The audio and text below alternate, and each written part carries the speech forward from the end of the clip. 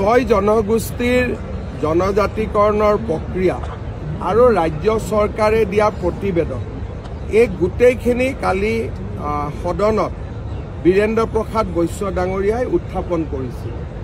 বিষয়টো উত্থাপন কৰোঁতে কংগ্ৰেছ দলে তীব্ৰ বিৰোধিতা কৰা আমি দেখা পাইছোঁ। যোৱা কেইদিনমান আগলৈকে তেওঁলোক ছয় জনগোষ্ঠীৰ সমৰ্থনত আছিল। যেতিয়াই তেওঁলোকে দেখিলে যে বিজেপিয়ে কামটো কৰি দিয়াৰ ৰাস্তাত আগুৱাই গ'ল, লগে লগে তেওঁলোক ছয় জনগোষ্ঠীৰ বিৰোধী হৈ গ'ল। আমিতো পঠাই দিম, কিন্তু ভাৰত চৰকাৰে কি কৰিব, তেওঁলোকৰ প্ৰক্ৰিয়া কি হ'ব, সেইটো এটা বেলেগ পইণ্ট এটা। আমিতো ইয়াৰ পৰা কাগজখন সোনকালে পঠাই দিম। আজি অসম আৰক্ষীৰ ৫,৮১৬টা পদত নিযুক্তি প্ৰক্ৰিয়া সম্পূৰ্ণ হ'ল আৰু অসমত চৰকাৰী চাকৰি আমাৰ চৰকাৰৰ দিনত পোৱা যুৱক যুৱতীৰ সংখ্যাও ১,৪০,০০০ স্পৰ্শ কৰিলে। আজিৰ দিনটোত আমি নতুনকৈ আৰু ৫,০০০তকৈও অধিক আৰক্ষীৰ কনিষ্টবল পোষ্টৰ বিজ্ঞাপনৰ বিষয়ে ঘোষণা কৰিছোঁ। অহা ২-৩ দিনৰ ভিতৰতে নতুন বিজ্ঞাপনো মুকলি কৰি দিয়া হ'ব। মই সকলোকে অভিনন্দন জনাইছোঁ, ধন্যবাদ জনাইছোঁ আৰু সকলোকে বিশেষকৈ যুৱক যুৱতীসকল যিসকল সফল হ'ল আৰু তেওঁলোকৰ পিতৃ মাতৃসকলক অভিনন্দন জনাইছোঁ।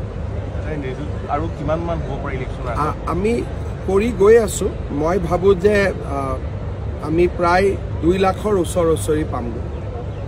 বেলেগ এটা কথা ক'লোঁ, কালি ছাৰ এখন আপুনি জিলা আয়ুক্তসকলৰ লগত এখন মিটিং কৰিছিলে, য'ত মাটিৰ পট্টা দিয়াৰ আমি চাহ বাগিচাৰ মাটিৰ পট্টাৰ বিষয়টো লৈ কালি জিলা আয়ুক্তসকলৰ লগত আমাৰ এখন সভা হৈছিলে। প্ৰত্যেকখন বাগানত এখন 4জনীয়া কমিটি গঠন কৰা হ'ব। সেই 4জনীয়া কমিটিখনে শ্ৰমিকসকলক আবেদন পত্ৰ সংগ্ৰহ কৰাত সহায় কৰিব, কাৰণ মাটি বাৰী তাত ডিটেইলছ থাকিব, ফিল আপ কৰিব লাগিব। সেই কামখিনি তেওঁলোকে কৰিব আৰু ৰাজ্যপালৰ অনুমোদন পোৱাৰ লগে লগে বাগানৰ পৰা মাটিটো চৰকাৰলৈ হস্তান্তৰ কৰাৰ প্ৰক্ৰিয়াটো যাতে সম্পূৰ্ণ কৰিব পাৰি, তাৰো যাৱতীয় নিৰ্দেশ কালি আমি জিলা আয়ুক্তসকলক দিছোঁ। আৰু পৰ্যায়ক্ৰমে এখন এখনকৈ বাগান, কাৰণ ৮০০ বাগানত একেলগে একেদিনাই ছাৰ্ভে কৰা সম্ভৱ নহয়। পৰ্যায়ক্ৰমে যাতে বাগানখিনি তেওঁলোকে ছাৰ্ভে কৰি এটা নিৰ্দিষ্ট সময়ৰ ভিতৰত গোটেই প্ৰক্ৰিয়াটো শেষ কৰে, তাৰ কাৰণে কালি আমি ভাল কৰি আলোচনা কৰিছোঁ আৰু জিলা আয়ুক্তসকল কনফিডেণ্ট। তেওঁলোকে ভাবে যে তেওঁলোকে খুব সোনকালে এই মাটিৰ পট্টা দিয়াৰ কামটো শেষ কৰিব পাৰিব। চিলিণ্ডাৰৰ ঘোষণাটো এনেকুৱা যে প্ৰত্যেক অৰুণোদয় পৰিয়ালক গেছৰ এটা চিলিণ্ডাৰ কিনিলে আমি ২৫০ৰ পৰা ৩০০ টকা ৰেহাই দিওঁ। তাৰ কাৰণে আজিকালি উজ্বলা গেছত ৫৫০ টকাত এটা গেছ পায়। যদি চৰকাৰে ২৫০ টকা দিয়ে, গেছটো ৩০০ টকাতে পাব। আৰু অৰুণোদয় পৰিয়াল আৰু উজ্বলা পৰিয়াল প্ৰায় একে, কিন্তু কোনোবাই যদি নন ছাবচিডাইজ গেছটো কিনি আছে ৯৫০ টকা, তেতিয়াহ'লে তেওঁলোকৰ গেছৰ দাম ৬০০ টকা হ'ব।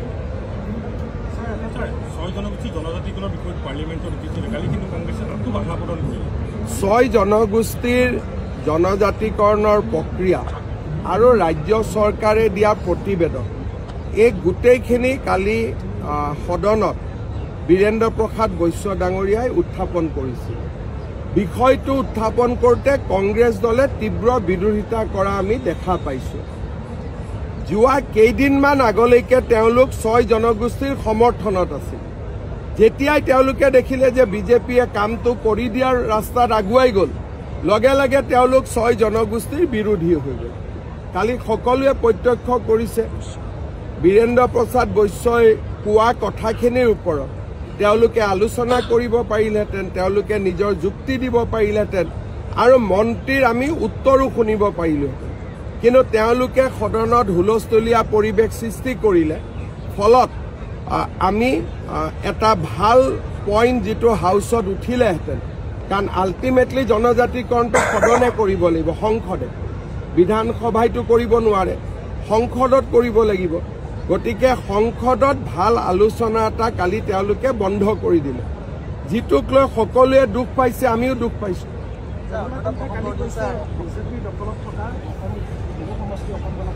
একদম তেওঁলোকে উঠিব পাৰে কোনো আপত্তি নাই ৰাজনৈতিক দল সকলোৰে কোনোবাই কৰবাত কেণ্ডিডেট দিলে কোনেওতো কাকো বাধা দিব নোৱাৰে আমিতো বিচাৰো যে ডক্টৰ কমলা কলিতা পলাশবাৰীত উঠিব লাগে আৰু নিশ্চিতভাৱে তেওঁ উঠিব লাগে বিজেপিও থাকিব আৰু পলাশবাৰী সিটত বিজেপি থাকিবই কিন্তু এজিপিক উঠিব কেতিয়াও আমি বাধা নিদিওঁ তেওঁলোকো উঠিব পাৰে আমি কোনো দলক বাধা নিদিওঁ যে আপোনালোক নুঠিব বুলি এতিয়া নাটক কৰোঁতে মানে হাতত কাগজ পায়েই যাব তেওঁলোকে নাটক বুলি কৈ আছে নাটক কৰোঁতে কাগজ লৈ কালি পৰহি এনেকৈ মিটিঙত মাতিয়ে দিম আপোনালোকক যে অমুক তাৰিখে আহিব ভূমিপট্টা বিতৰণ কৰি কাৰণ আমি টাৰ্গেট এটা লৈ চলি আছো তেওঁকো মাতিম লাগিলে যোৰহাটত যিদিনাখন দিম তেতিয়া তাতে মিটিঙৰ মাজত থিয় হৈ তেওঁ শ্ৰমিকৰ আগত তাক নাটক বুলি কওক আমিতো শ্ৰমিকৰ হাতত পট্টা দি দিম সিদিনাখন তেওঁ নাটক বুলি ক'ব নে কি ক'ব গতিকে কেইটামান দিনৰ কথা অপেক্ষা কৰিলে হ'ল কংগ্ৰেছৰ মিটিং হৈছে আৰু কংগ্ৰেছৰ মিটিঙত মোটামুটি কিখিনি আলোচনা হৈছেতো মই জানোৱেই হোৰ্ডিঙলৈকে আলোচনা হৈছে ৰাহুল গান্ধীৰ ৰুমত কোনোবাই হোৰ্ডিঙৰ আলোচনা কৰে নেকি তেওঁলোকে ইমানটোলৈকে আলোচনা কৰিছে যে বিজেপিয়ে হোৰ্ডিংবোৰ লৈ ল'লে আমিতো কোনো হোৰ্ডিং লোৱাই নাই এতিয়ালৈকে গতিকে তেওঁলোকৰ দিল্লীৰ মিটিঙত এই হোৰ্ডিং টৰ্ডিঙৰ আলোচনাই হয় গতিকে এইবিলাক আলোচনাত যোৱা আৰু নোযোৱা একে কথা অসম জাতীয় পৰিষদৰ কথা এটা ওলাইছে অসম জাতীয় পৰিষদৰ ৰাজনীতিক মৰ্যাদা কৰ্তন যাব আৰু তেওঁলোকে কংগ্ৰেছৰ লগত মাছ ল'ব বুলি এনেকুৱা কথা এটা ওলাইছে অসম জাতীয় পৰিষদৰ বিষয়ে জুবিন গাৰ্গে কৈয়ে গৈছে আৰু মই কি ক'ম নতুনকৈ সেই বিষয়ে তেখেতে কৈয়ে গৈছে আৰু মই আৰু তাক ৰিপিট কিয় কৰোঁ গতিকে মই ৰিপিট কৰিব খোজা নাই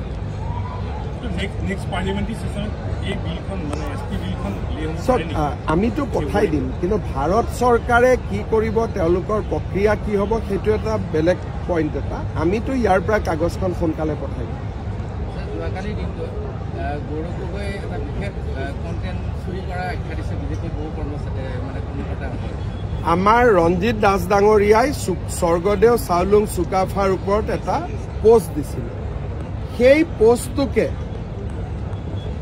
চুৰি কৰি কংগ্ৰেছ দলেও একেটাই পোষ্ট কৰি দিলে আৰু আপোনালোকে জানে যে লাচিত বৰফুকনৰ দিনাখনো তেওঁ গধূলিহে ৰাইজক লাচিত বৰফুকনৰ স্মৃতি তৰ্পণ কৰিছিল চাওলুং চুকাফাৰো স্মৃতি তৰ্পণ 11টা বজাত তাকো বিজেপি ৰঞ্জিত দাসৰ পৰা কণ্টেণ্টটো চুৰ কৰি আৰু এইবিলাক ৰেকৰ্ডৰ কথা পিছত ড্ৰপ কৰি দিলে গধূলি দিনটো শুয়ে আছিল তেওঁৰ পৰিবাৰ আহিছিল গুৱাহাটীত 3 দিন তেখেতৰ পৰিবাৰ গুৱাহাটীত আছিলে সেই 3 দিন তেওঁ একো কাম কৰা নাছিলে ঘৰতে সোমাই আছিল আমাৰটোতো কোন কেতিয়া আহে চাব সময় নাই তেওঁৰ গুৱাহাটীত তেওঁৰ পত্নী 3 দিনৰ কাৰণে গুৱাহাটীত আহিছিল আৰু 3 দিন তেওঁ ঘৰৰ পৰা বাহিৰে ওলোৱা নাছিল অকল তেওঁ ঘৰতে থাকিলে সেইকাৰণে লাচিত বৰফুকনৰো স্মৃতি তৰ্পণ কৰোঁতে গধূলি হৈ গ'ল গতিকে তেওঁলোকৰ হাতত সময় আছে ৰজা মানুহ 3 দিন ঘৰত সোমাই থাকিব পাৰে আমাৰটোতো ক'ত সময় পাম